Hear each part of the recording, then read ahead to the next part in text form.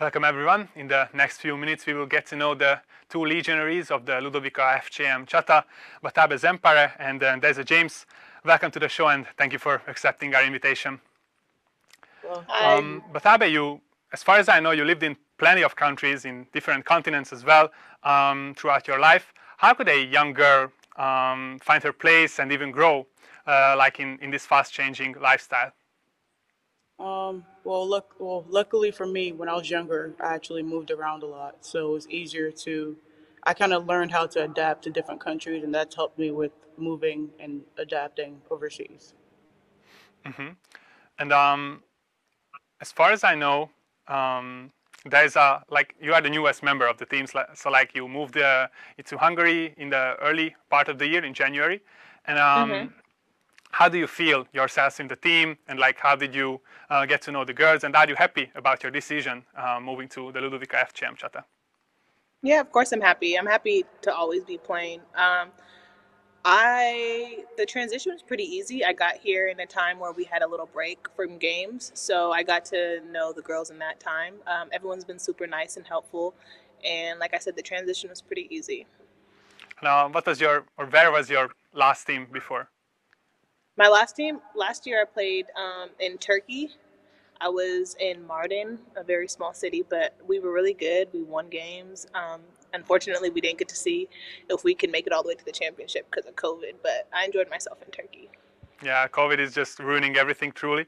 But Abe, I've heard that you have a truly noble dream, that you would like to bring basketball back to your home country, Ghana, which is not a basketball nation, I would say. What is the origin of this dream of yours, and like how do you plan to accomplish this dream?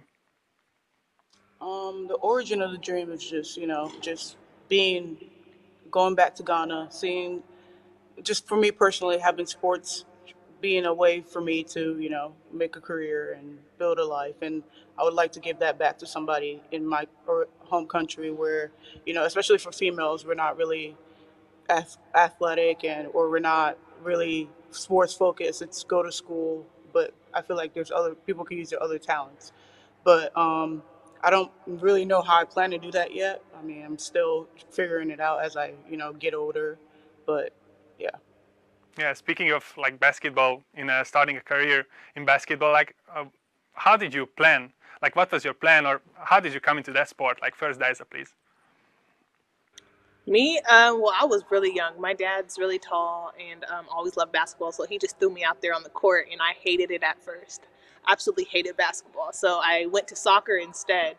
And then a year later, everyone got better than me, and I got mad. So I quit and went back to basketball. And ever since then, I've been playing. And Batabai, what about you? I started just because my older brother started, and I kind of started late, around like freshman or sophomore year in high school, which is second year in high school. I don't know how it translates in Hungary, but that's really me, and just been building from there. Mm-hmm. And as far as I know, like each of you played in different countries, in different continents throughout your basketball career. And a fun fact, I did some digging, that both of you played in Arizona back in the day, like Batabe for a high school team called Chaparral Firebirds, and Deza, you for the University of Arizona. I hope I'm right.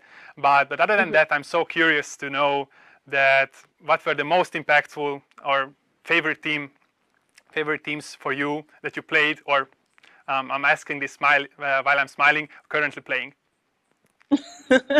Well, yeah, but when I first met her, I found out that she was from, she's from Arizona. And so I was like, I went to school in Arizona. And actually, her brother lives in Tucson, where the University of Arizona is located. That's a great team to play for. Just, the fans, the town, it being like a college town. So, like, everything kind of revolved around our sports and athletics. And, yeah. For me, I'll say the most impactful. I have to say college, because you just learn so much about yourself. You're in your formative years, and you grow so much in those 4 years. And overseas, I mean, I'll say my second year in Italy was so far has been my most impactful in terms of professionally. But that's about it. You finished, I think, sixth place in the championship here in Hungary, which is kind of sad because you, as far as I know, again, you couldn't play the last 2 games. What are the goals for the next year, for the next season, I would say? Depends if we're back here or not. Well, I will say this season, I mean, it's not over. You know, we're 6th place, but we got matched up against a team that we have a chance to beat. So our goal right now is to win as many games as we can and get as far as we can in the playoffs. As far as next year, we don't really know where our career will be. We don't know if we'll be welcomed back or another team or another country. But wherever it is, you know, hopefully we'll know in the next couple of months. Yeah, let's hope that you are staying here. And since speaking of here, like both of you are kind of new in Hungary, like you're not living here for so long. So what are the best impressions, and in generally, how do you feel about our country or Budapest? Yeah. I'm asking for first, Daisa, please.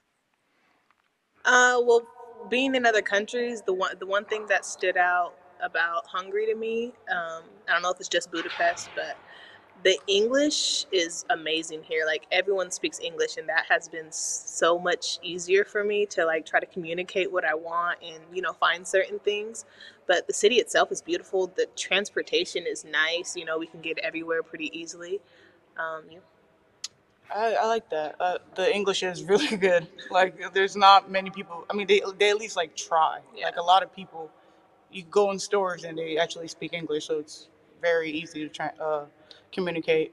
But for me, I mean, with COVID, it's hard to like actually get the whole feel of Budapest. But I mean, I love what I've seen. I love, and like she said, the transportation and things that we need right now with COVID are easy to have access to. So.